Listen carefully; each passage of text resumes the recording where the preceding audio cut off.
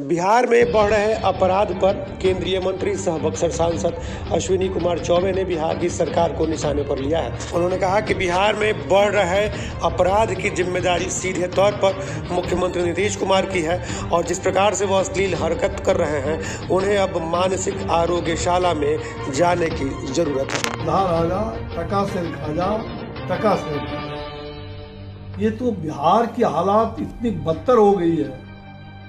Law and order अब किनके जिम्मे, वो कौन है, उनके गृह मंत्री मुख्यमंत्री है, सीधे जिम्मेवारी उन पर जाती है।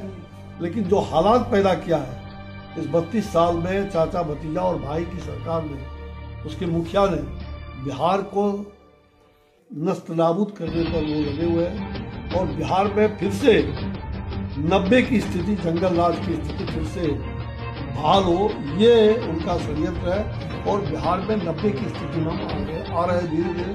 भारतीय जनता पार्टी बराबर इसके लिए जनता को भी जागरूक कर रहे हैं और उसके लिए जन आंदोलन भी हमने खड़ा किया है। मतलब कहा जाए कि जितने माफिया बिहार में हो सकते हैं वो फल फूल रहे हैं राज्य सरकार के संरक्षण में और बिहार सत्यानाश की ओर जा रहा है। यहाँ तक कि यहाँ से आए दिन अब पलायन भी हो रहा है काफी बड़ी संख्या में।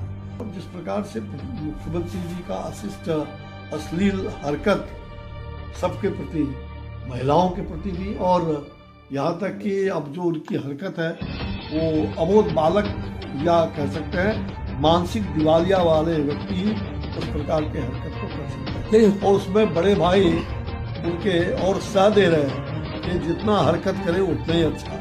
भाई और भतीजा मिलके चाचा को साफ कर रहे हैं, जान लीजिए। लेकिन सर, जिस तरह से दरोगा की मौत पर तेजस्वी का जो बयान आया था कि हमको इस बात की कोई जानकारी नहीं, कैसी सरकार है? मुझे लगता है कि ये सरकार है, कोई सरकार के मुख्यमंत्री है। ये तो मूर्ख मंत्री ही कोई कह सकता है कि मुझे जानकारी नहीं है। ये तो अपनी कमियों को स्वयं उजागर कर रहे हैं। पूरा देश और पूरी दुनिया जान रही है कि बिहार में रोज आए दिन हत्या हो रही है। कभी बालू माफिया से दरोगा की हत्या हो जाती है, कभी बालू माफिया पीटते हैं पदाधिकारियों को। दुनिया को कलंकित किया है बिहार।